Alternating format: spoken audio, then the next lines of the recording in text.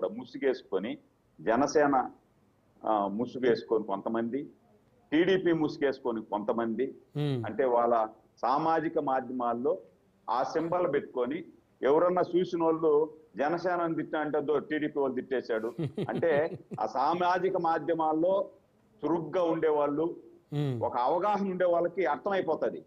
కానీ కొంతమంది అవగాహన లేనటువంటి వాళ్ళు కూడా ఉంటారు కదా పాపం, చిన్న కార్యకర్తలు, పార్టీ మీద ప్రేమతో ఉండే వాళ్ళు ఉంటారు. జనసేనలో ఉంటారు, తెలుగుదేశంలో ఉంటారు.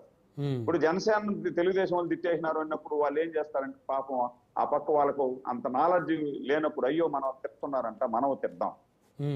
ఆ పక్క జనసేన ముసుగులో తెలుగుదేశం వాళ్ళని తిట్టేస్తే తెలుగుదేశంలో ఉండే వాళ్ళు కూడా ఒరే జనసేన మన వాళ్ళని తిడతా ఉంది అంటే ఒక్కరికొక్కరికి అంటే కలిసి ఉండడం వీళ్ళకు ఇష్టం లేదు కాబట్టి, కండ్లతో చూడలేరు కాబట్టి ఈ విధంగా విష బీజాలు నాటి ఒకరి మీద ఒకరికి విడదీసేయాలా అనేది వాళ్ళ ఆలోచన. నేను ప్రతిసారి కూడా డిబేట్ లో పాల్గొన్న ప్రతిసారి చెప్తా ఉంటాను, బ్రహ్మనాయుడు గారు ఏదైతే మాకు మా పవన్ అన్న 3 దశాబ్దాల పాటు ఈ రాష్ట్రంలో సుస్థిర పాలన ఉండాలి, చంద్రబాబు గారి పాలన ఈ రాష్ట్రంలో ఉండాలి, నాయకత్వంలో ఉండాలి, ఈ రాష్ట్రం అభివృద్ధి శరవేగంగా జరుగుతుంది, కలిసికట్టుగానే మనం ముందుకు వెళ్ళాలి, దానికోసం కొన్ని త్యాగాలు మనం చేయాల్సి వస్తుంది, తెలుగుదేశం వాళ్ళు కూడా కొన్ని త్యాగాలు చేస్తారు అని చెప్పి మాట చెప్పాడు. ఆ మాట కట్టుబడి జనసేనలో నాయకులు కానీ కార్యకర్తలు కానీ ఉన్నాం, మేము కూడా ఉన్నాం. ఇప్పుడు నేను 25 సంవత్సరాల నుండి పార్టీకి పనిచేస్తున్నాను బ్రహ్మనాయుడు గారు. నేను కూడా పదవులు ఆశించా, కానీ కొన్ని సామాజిక అవకాశాల్లో పిలిచి చెప్పారు నాకు, సురేంద్ర గారు మీకు అద్భుతమైనటువంటి లైఫ్ ఉంటుంది, అద్భుతమైనటువంటి అవకాశాలు వస్తాయి, కొంచెం మీరు ఓపికగా ఉండండి అంటే నేను మాట్లాడాల. ఇప్పుడు మా నియోజకవర్గంలో జనసేన వాళ్ళకి 3కి మంచి పదవులు ఇచ్చారు.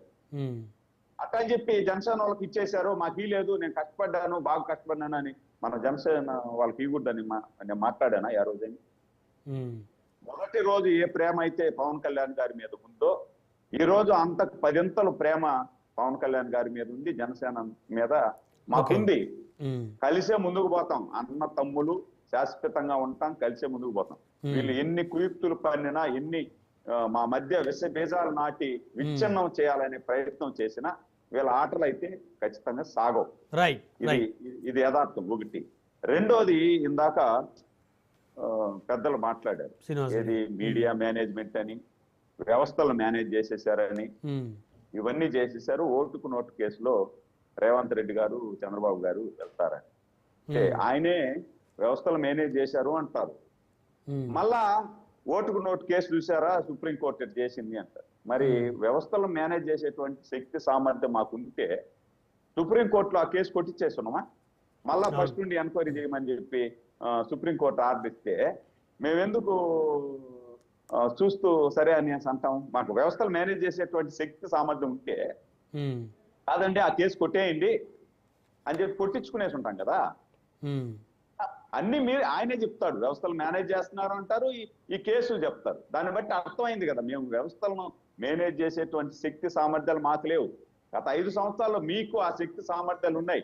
ఆ వ్యవస్థలను మేనేజ్ చేసి ఏమీ లేనటువంటి కేసులో అర్ధరాత్రి చంద్రబాబు గారిని నోటీసు కూడా ఇవ్వకుండా 53 రోజులు లోపల పెట్టారు. మళ్ళా జగన్మోహన్ రెడ్డి నిన్న లేక మొన్న వచ్చి చెప్తాడు, ఏమంటే అతను ఏమన్నా టెర్రరిస్టా, అతను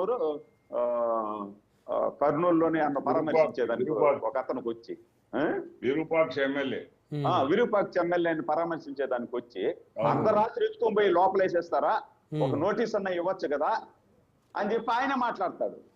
అంటే విరూపాక్షని మాట్లాడేటప్పుడు మీరు మాట్లాడుతారు. మరి 40 సంవత్సరాల రాజకీయ చరిత్ర ఉన్నటువంటి వ్యక్తి, 3 సార్లు ముఖ్యమంత్రిగా చేసిన వ్యక్తి, ఆయన్ను మీరు నైట్ 2 గంటల కంటే అలాగే ఎత్తుకొని వెళ్ళిపోతారే నోటీస్ కూడా ఇవ్వకుండా.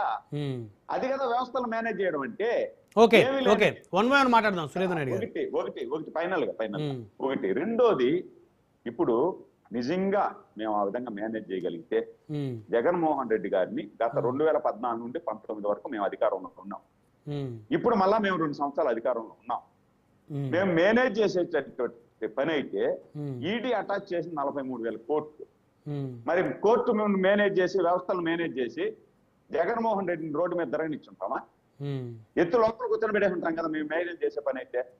అలాగా మేము కూడా జగన్మోహన్ రెడ్డిని ఎత్తి లోపల పెట్టి కూర్చొని పెట్టేసి ఉంటాం కదా. మా చంద్రబాబు నాయుడుని అరెస్ట్ చేసావు, మా కార్యకర్తల్ని మా ఇబ్బందులు పెట్టావు, యాట్ను కోసినట్టు పల్నాడులో మా కార్యకర్తను కోసేస్తే మీరు.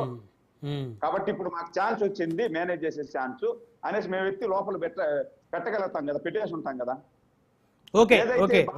బాబాయ్ బాత్రూమ్ లో గొడ్డలతో వేసేసినారు కదా, ఆ కేసులో కూడా మేము మేనేజ్ చేసే పని అయితే జగన్మోహన్ రెడ్డి చేసేసినాడు.